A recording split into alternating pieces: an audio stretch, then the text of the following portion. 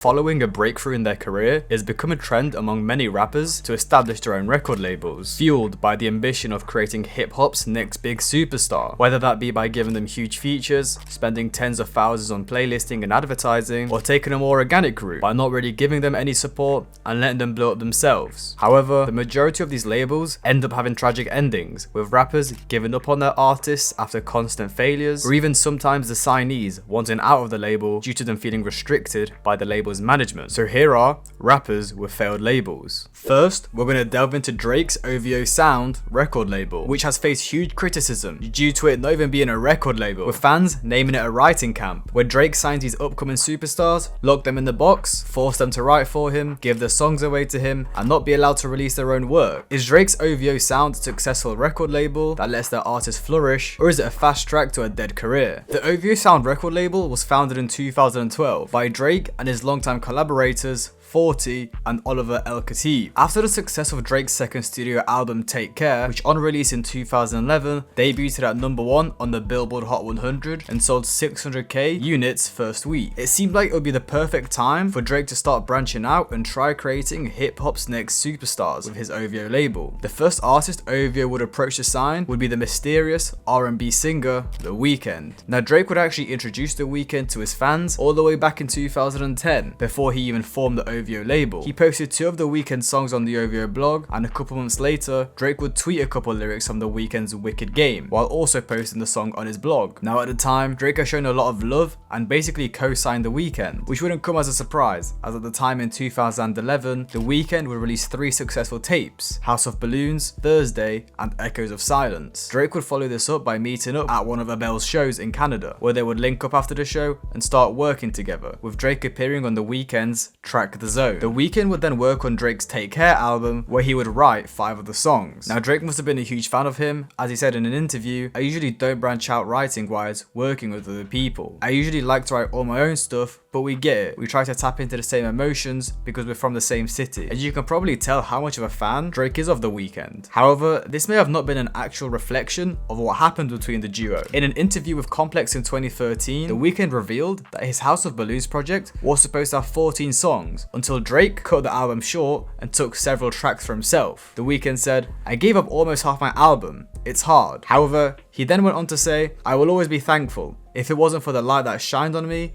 who knows where I'd be," which is of course him thanking for Drake and his manager for giving him the exposure so early on in his career. Now this is obviously a very conflicting position for The Weeknd to be in. He wants to be his own superstar and wants to have complete control and freedom over his music, which of course he technically still had. He wasn't signed to the OVO label, and he could have simply told Drake that he doesn't have permission to use his songs, but then at the same time, he would be rejecting the exposure of hundreds of millions of listeners. It's a hugely conflicting choice, but The Weeknd would come to a conclusion soon enough. Now as we move into 2012, The Weeknd had a lot of buzz around him, especially with his recent collaborations with Drake, and it would be at the start of this year that Drake would attempt to sign The Weeknd to his label. Drake would say in an interview, "As far on paper, it's all being worked out, but that's not really what counts," with Drake stating that he doesn't care about the official contracts and more about the affiliation he has with the artist. He would then add on that he wants to continue working with The Weeknd. However, in September of that year, it would come as a complete shock when The Weeknd would sign to Republic Records. Fans were speculating that Drake was not happy with the decision, especially as a few months down the line, he would tweet, "You won't get away with just a thank you.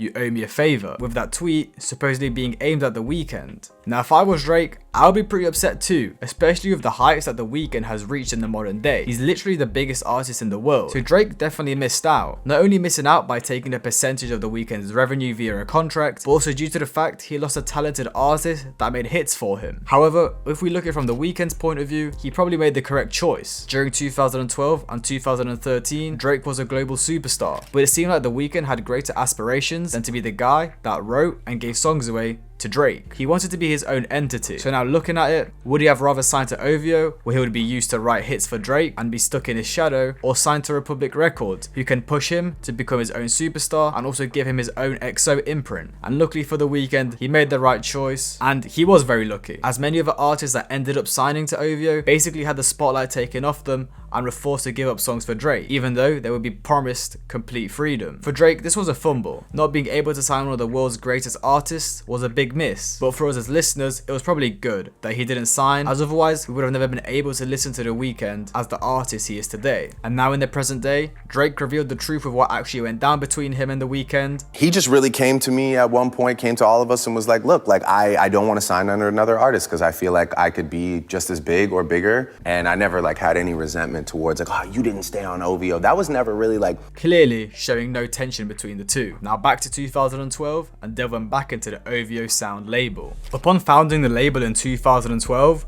Drake and 40 would sign 3 producers, Boy Wonder, T- and Mike Zombie. Around a year later, Drake would then co-sign at the time rising star artist Party Next Door by tweeting his song Make a Mill and posting it on the OVO blog page. Now the fans were waiting for Drake to finally sign an artist, as it has been a year since they announced the label but were yet to sign their first artist. Drake would end up signing him, which wouldn't come as a shock as he would be an almost perfect fit, with people claiming that he's a blend of The Weeknd and Drake. Once signed, Party Next Door was promised by Drake that he would be able to release music when he wants, have complete control, and do his own thing. He saw this as an opportunity to have guidance and freedom from the biggest rapper in his hometown, Toronto. He would first drop his self-titled mixtape in the summer of 2013, which actually performed well, with it reaching number 34 on the top R&B hip-hop albums chart. In 2015, Drake would release his If You're Reading This, It's Too Late album, which featured an interlude from Party Next Door called Wednesday Night Interlude. Party appreciated that Drake allowed a song on his project with only his vocals on it, giving him huge exposure. However, in an interview with Rolling Stone, Party said, "I love the fact that he put it on there and people heard it, and still, to this day, wish I kept that song for my album." Party had a conflicted view on the situation. Drake obviously asked for permission to use the song and in return gave Party a huge amount of exposure. However, deep down, he wishes he would have kept the song for his own project. Now, if you remember,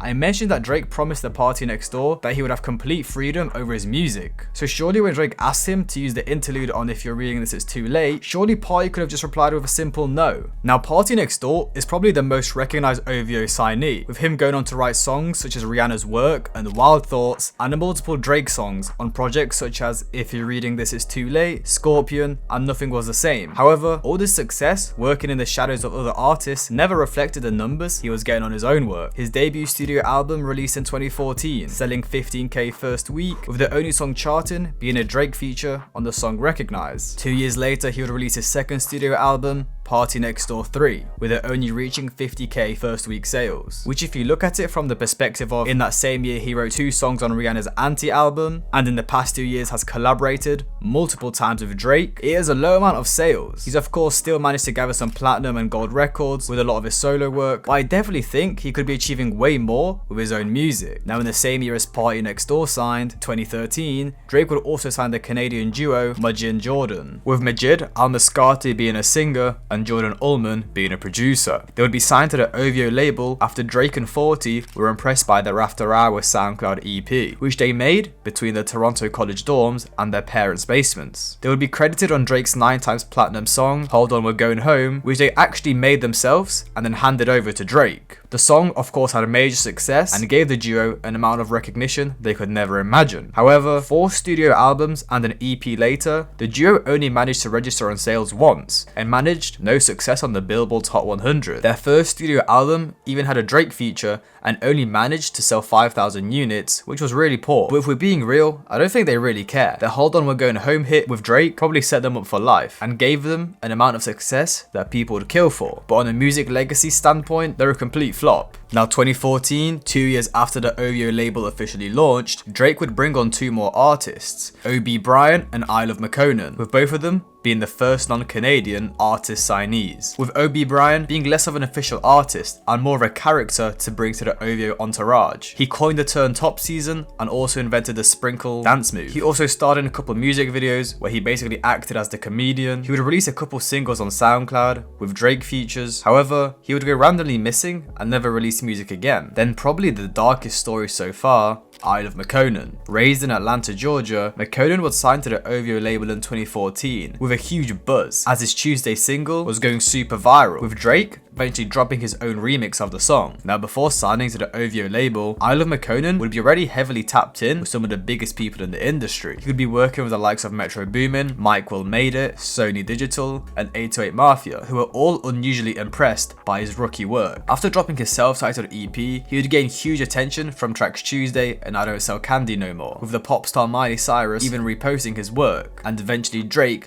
would hear the song Tuesday and 2 days later would release his remix and sign him to the OVO label. Now this is what didn't make sense to me. McKonan was so tapped in with all these huge producers and was even reposted by Miley Cyrus. Why didn't he sign to an actual label or stay independent instead of signing to Drake's label? My guess was that he was overwhelmed by the opportunity to sign to the label of the biggest rapper in the industry. However, just a year later this would backfire, as he would be asked in a 2015 Fader interview, do you feel like you aren't able to release music as freely as you like under OVO? Which he replied, nah, I've had Second Chance finished since January, which is a track on his second album that he stated himself was supposed to be that summer banger. He then went on to say that was supposed to be out, touching people and hitting them this summer. By the time the next year, they'll be ready for something else. It's all late. People are doubting me, doubting what the fuck I said when I made the fucking song, clearly showing how upset he was with the label restricting his releases. McKonan will also perform alongside Drake at the Wireless Festival in 2015, where Drake called McKonan a little Eric Bennett-ass looking fella. McKonan then said that's when he felt the vibe switched, which would be shortly followed up by his verse being cut short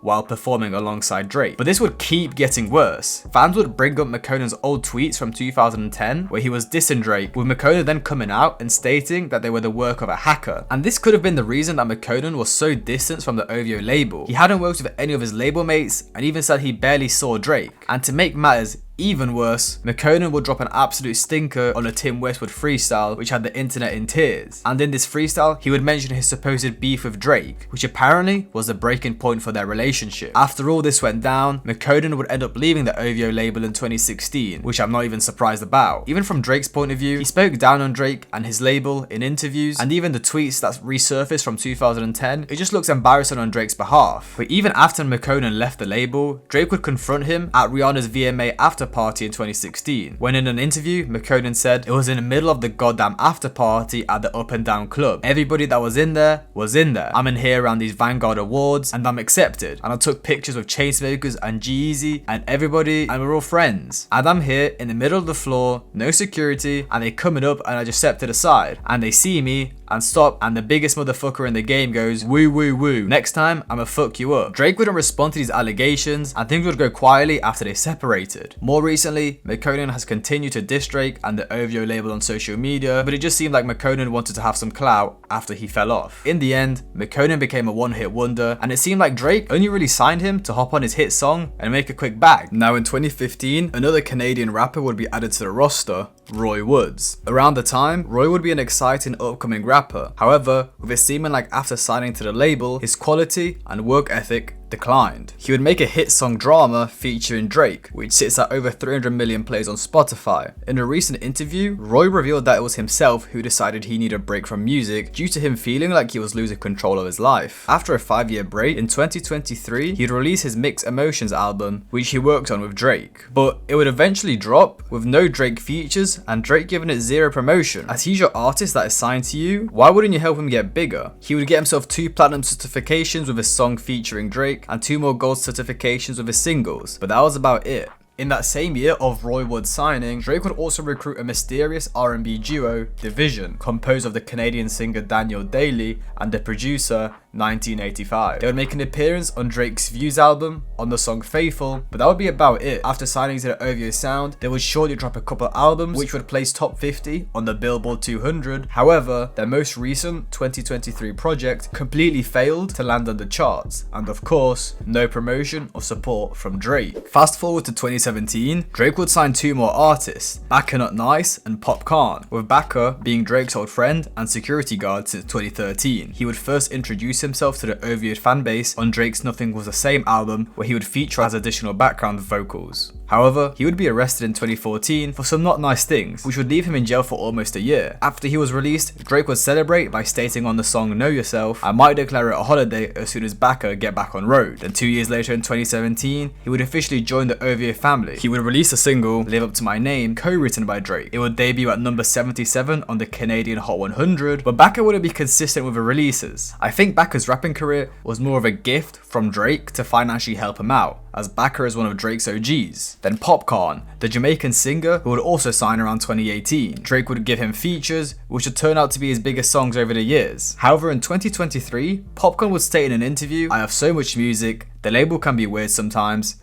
I love the label, but I don't like them, but I'll be independent soon. Which doesn't really add up, as Drake has previously stated that his artists would have complete freedom and control over their music. But past 2018, things would go pretty quiet with the label. Drake of course would still continue his reign as the biggest hip hop artist in the world, with him going on to release Scorpion and Certified Lover Boy, with Scorpion selling 700k first week and CLB selling 600k. Drake wasn't going anywhere, but after dropping 2 hit albums, he would continue working on his OVO Sound label, where in 2021 he would sign Canadian rapper Smiley. He would introduce himself to the world by releasing a single featuring Drake named Over the Top. However, apart from that song with Drake, Smiley wouldn't have any accomplishments of his own, and in general would be clowned for his unique approach to music, and would be called unlistenable by many. Then the final artist to sign to the OVO Sound would be Naomi Sharon, the first female OVO signee. She did however sign in 2023, so it probably isn't fair to judge her success yet. Now, the OVO Sound label has been out for just over 10 years at the time of this video, and realistically, Drake only managed to sign one artist with solo success, Party Next Door. It seemed like a lot of these other artists would just sign so Drake can take their hits, make a quick bag, and forget about them. Now, many fans would coin Drake's label as just a writing camp, but there may be a true reason behind why Drake runs his label like this. At 19, Drake was offered a chance to write for Dr. Dre, which seemed like an amazing opportunity. However, it did not turn out that way. He soon realized it was a demanding and stressful job. He said in an interview, "It was some of the most strenuous, militant shit I've ever done, but no usable songs came out of it. When I think of how he worked us, it's no wonder he didn't get anything out of it. It was just writers in a room churning out product all day long." Since Drake saw other artists run camps like this and make hits for them, Drake maybe took inspiration from that and implemented it into his own label. Anyways, we can definitely say Drake's OVO Sound label has been a failure on behalf of the individual success of the artist. However, from Drake's point of view, the artists are making him hits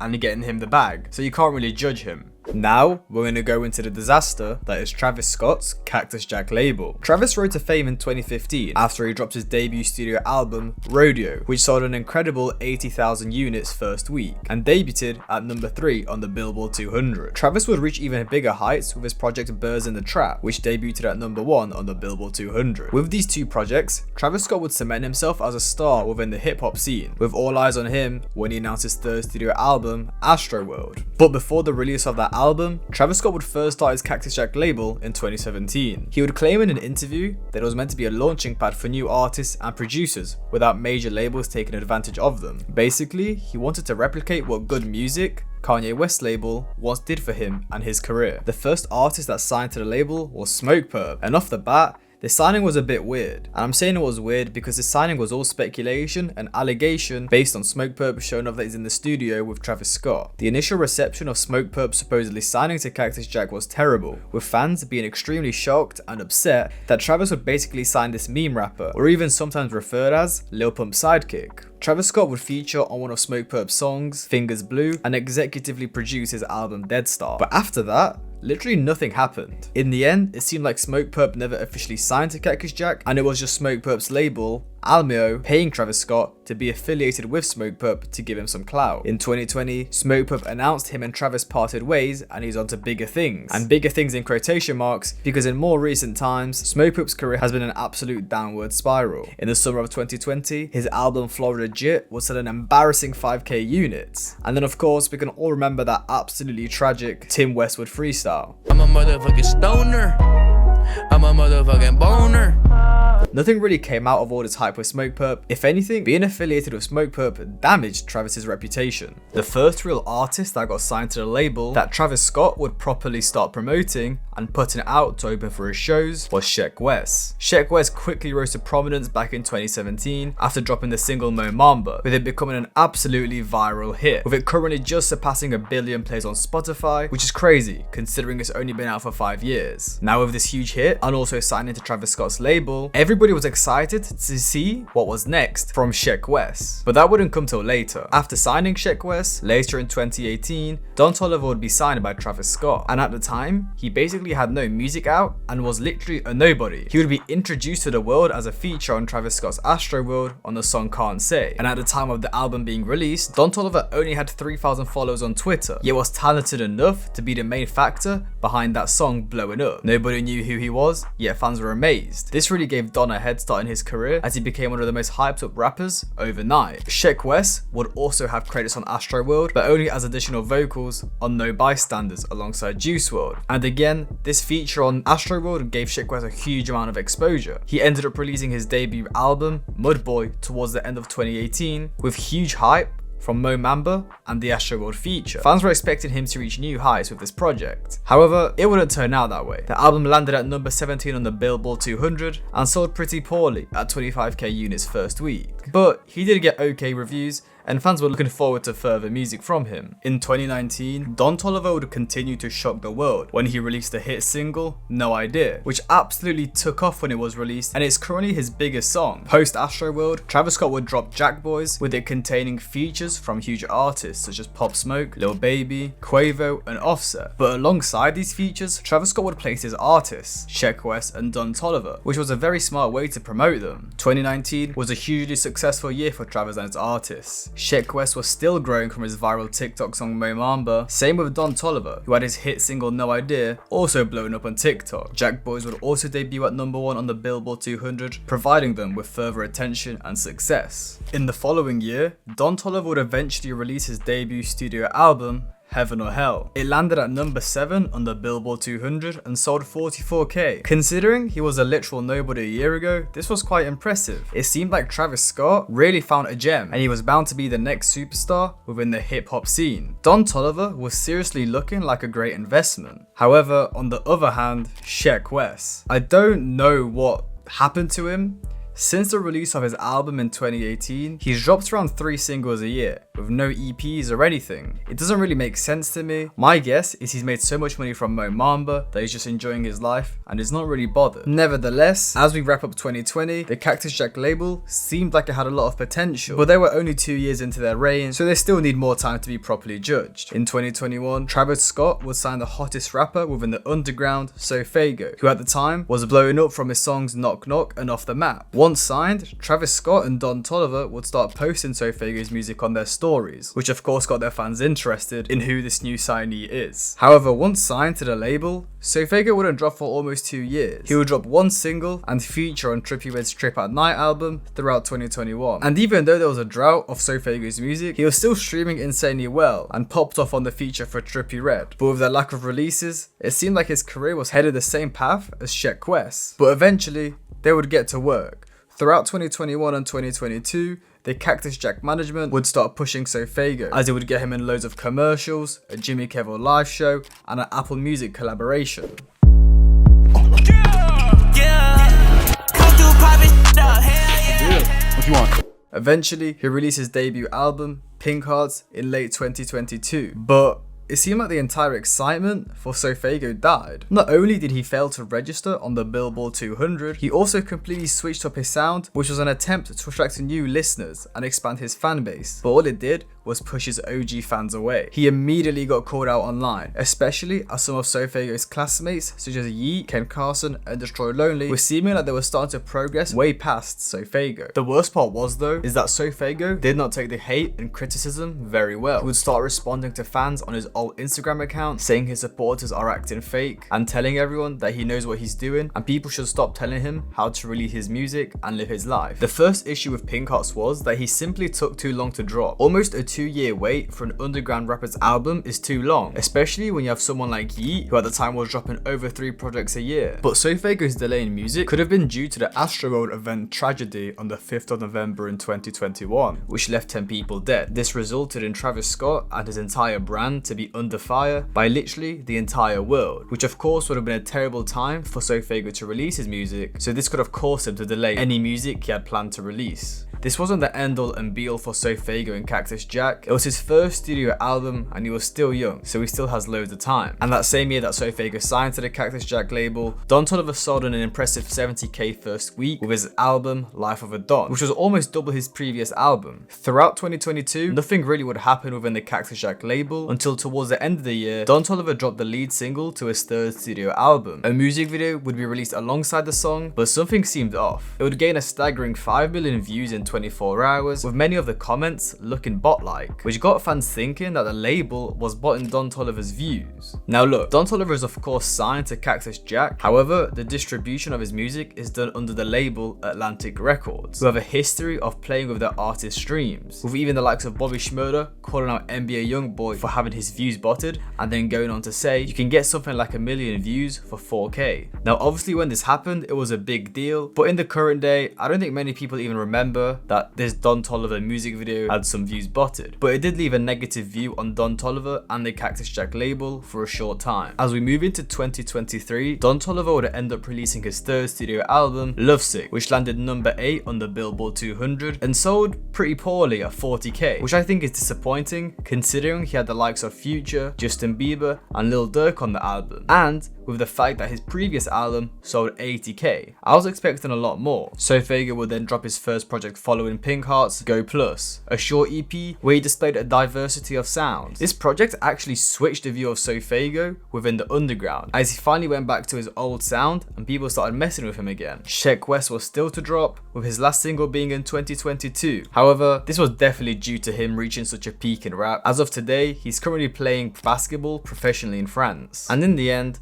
I wouldn't say Travis Scott's Cactus Jack is a total failure. Sheck West did completely disappear, however is still a prominent figure around the group, with his removed feature from the song Fiend on Travis Scott's Utopia still going viral on the internet. Don Toliver, he never managed to reach the heights of Travis Scott, however still became a widely known mainstream artist and has managed huge hits. And so Fago, who I honestly think it is unfair to judge this early. I think he was under a lot of pressure. He had so much hype and signed to one of the biggest rappers in the industry, he just made a couple wrong choices. But with his next project dropping soon, I definitely think he'll make a comeback. And even recently, his fan base literally took over the internet and got him trending. In the end, it's far from over for Travis Scott and the Cactus Jack label, but it's clear that they just need a couple more hits and some more big projects, but whether they can actually bounce back, we'll have to wait and see. But as of right now, they definitely don't have the best image. And now I'm going to go into Trippie Redd's 1400 Entertainment label, also known as the 1400-800 Gang. After the viral success of his single Love Scars and A Love Letter to You, which was his debut commercial mixtape in 2017, Trippie Redd continued to flourish, creating some of the SoundCloud era's biggest songs, such as Fuck Love with XXXTentacion, Taking a Walk, and Topanga. And by the end of 2018, Trippie Redd would be seen as one of the biggest rappers in this new wave of SoundCloud artists, with him having huge sales and reaching the heights of the Billboard Hot 100s. And by the time 2019 rolls around, Trippie Redd has cemented himself as a certified mainstream hitmaker, with the whole scene at the time looking up to him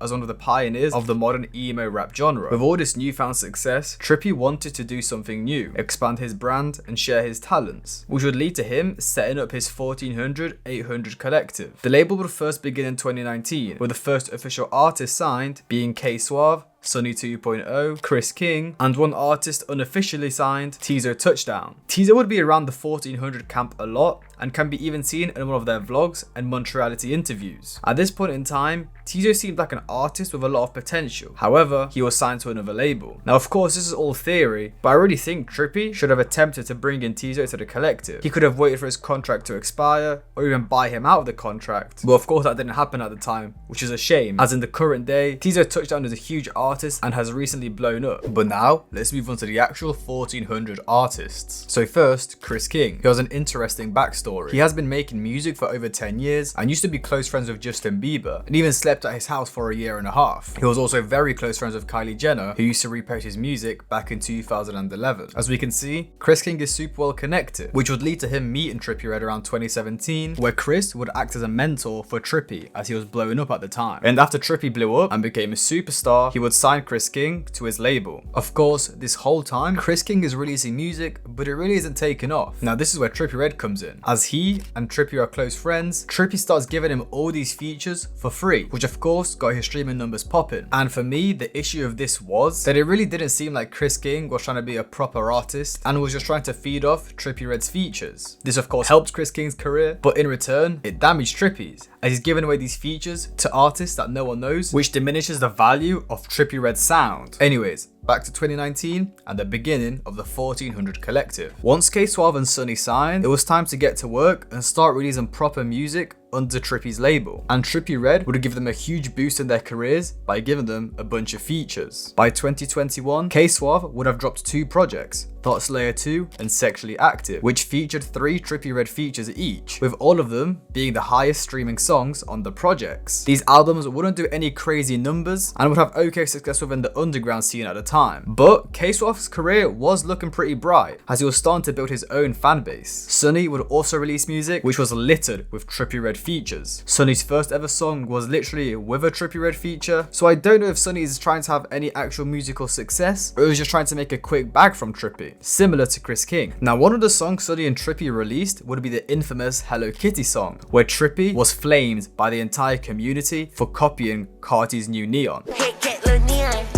Try to see what we on. Told the bitch put a B on. Hellcat say meow. Smoke cat pissy now. Try to see what I be about. Peon. Nigga feel like Dion. Nigga feel like Elon. I'm a sickle like Eon.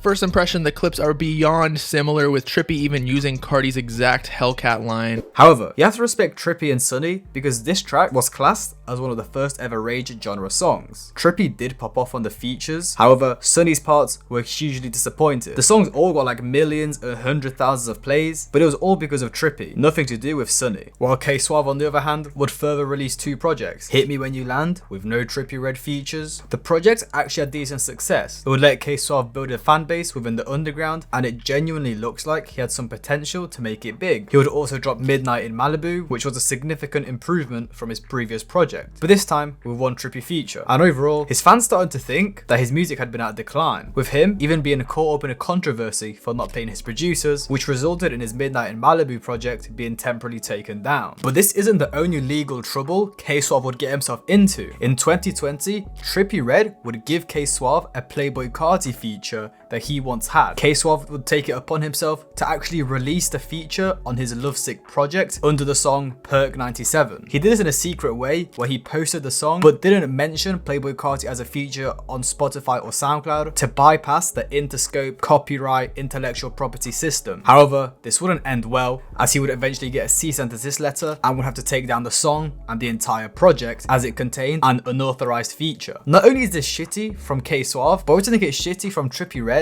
to give K-Suave a feature from Playboy Carti, as it wasn't K-Suave's feature, it was a feature of Playboy Carti recorded with Trippie Redd. But to be fair, it did give K-Suave loads of hype, as I think it was one of the first songs to leak in 2020. And an artist I'm yet to mention is Zelly Ocho. He's another artist that is supposedly signed to Trippie Redd's 1400-800 label. However, he's taken the more organic route. He's dropping his own music and actually getting a lot of support as he has a very unique sound. However, he isn't doing the best numbers wise, and in general, doesn't look like he's really going to make it anywhere. And to be truthfully honest, Trippie's label seemed like a whole mess so far. It had no defined image and no artists that were making any real noise. So far, it seemed like Trippie was just signing his friends and give them features so they can make a quick bag. In 2022, Sky Morales, who was Trippie Redd's girlfriend at the time, would also sign to the 1400 Entertainment label. She would drop an EP and some singles with Trippie Redd featuring, while also making appearances on Trippie Redd's A Love Letter to You 5. As the first female signee, Sky made a first great impression to the fans. However, Trippie would announce to the world that he had in fact cheated on his girlfriend in the summer of 2023, which would lead to the two splitting up and her leaving the 1400 collective. And out of all the official signees on the 1400 label, only one artist has had a decent run,